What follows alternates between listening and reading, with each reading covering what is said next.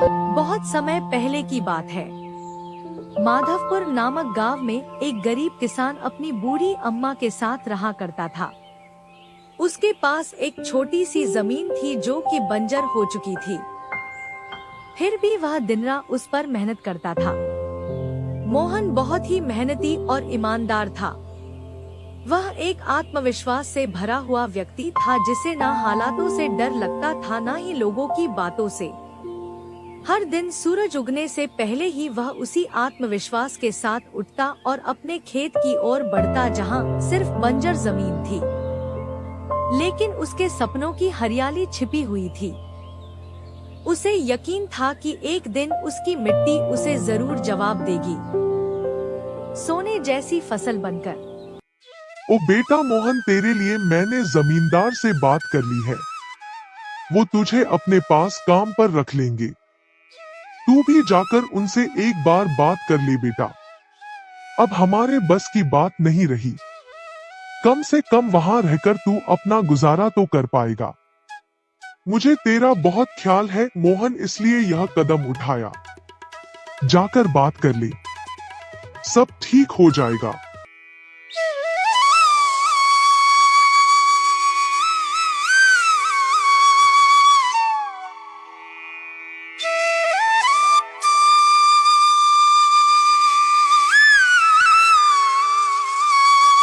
अम्मा, तुमने क्यों बात की वहाँ?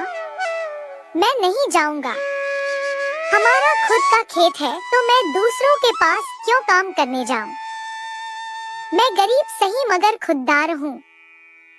मैं अपनी मिट्टी में पला हूँ, उसी में पसीना बहाऊंगा। चाहे जितनी भी मुश्किल हो अम्मा, मैं अपनी ही जमीन पर मेहनत करूंगा। किसी और की नौकरी नहीं करूंगा।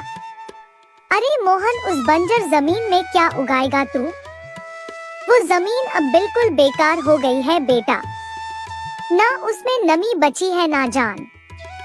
तू अपनी जिंदगी यूं ही जाया कर देगा। उस जमीन को संवारते संवारते मैं जानती हूँ तेरा हौसला बड़ा है, पर बेटा हौसले से पेट नहीं भरता। तू मेरी बात मान ले। वो जमींदार कम से कम तुझे रोज की रोटी तो देगा। अपनी जिद छोड़ दे बेटा।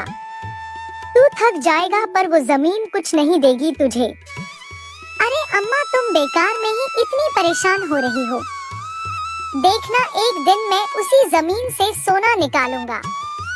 यह जमीन ही हमारी सबसे बड़ी ताकत बनेगी।